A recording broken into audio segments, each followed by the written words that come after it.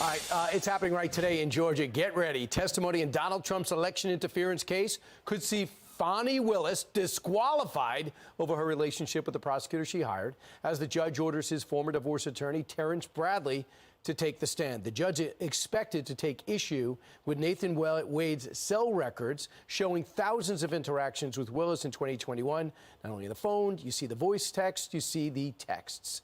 Fox News contributor, George Washington University law professor Jonathan Turley joins us now. Jonathan, the law partner went behind closed doors for an hour and 20 minutes. When the judge emerged, he said, we're going to have to see this front and center. What do you think he was looking for, and what do you think he found?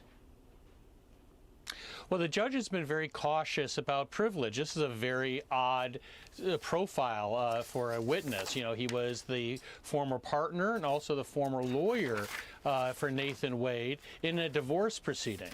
And the judge wanted to make sure that he could speak to questions as an individual witness and not as counsel to trip those wires. He apparently is satisfied that he can.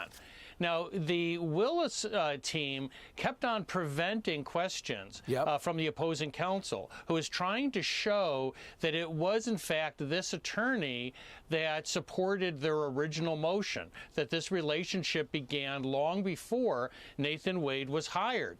Now, whether we're going to finally see those questions answered is something we'll be watching closely today. But the case seems to be unraveling for Willis and Wade. In their testimony, there was a great deal of contradiction, particularly for Mr. Wade. Some of his earlier sworn statements appear to be irreconcilable with the facts that he later testified to. That's a nice way of saying that people believe he may have lied under the earlier sworn statements. That's pretty serious, because these two are prosecuting people for making false statements and filing false papers with courts. And we can go so many different directions, but real quick, so Bradley's his partner and his divorce attorney. If he comes out and tells the truth that this relationship started earlier, that will corroborate what the former friend said when the relationship started, which shows she put her boyfriend in charge of a case, and they may or not use cash that she used to keep in her house because of what her dad told her, or not, and it shows that this former person who did wills and car accidents was in charge of prosecuting the former president of the United States. So I don't know, if I'm the president, former president, maybe I want these two, let's say, unskilled lawyers prosecuting me. Maybe the next people to come in might be competent.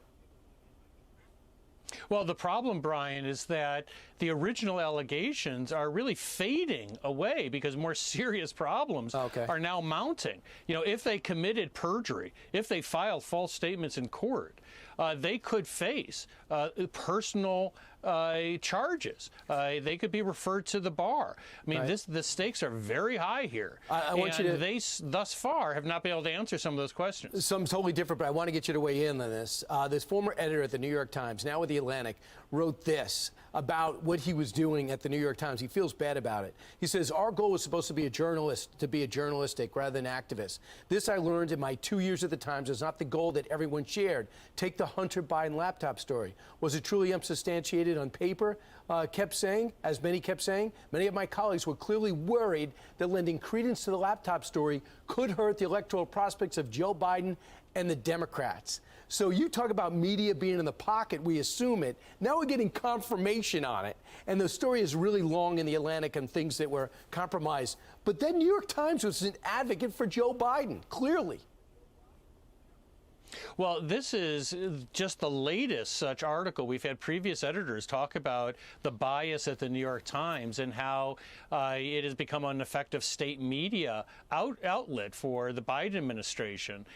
The problem is that this is coming out of J School. All these journalism schools are teaching reporters that objectivity is no longer the foundation of journalism, that advocacy is. And you see that come out in his descriptions in these sort of communal meetings meetings, where he's even attacked because he said he liked Chick-fil-A sandwiches, and that resulted in just gasps in this thing.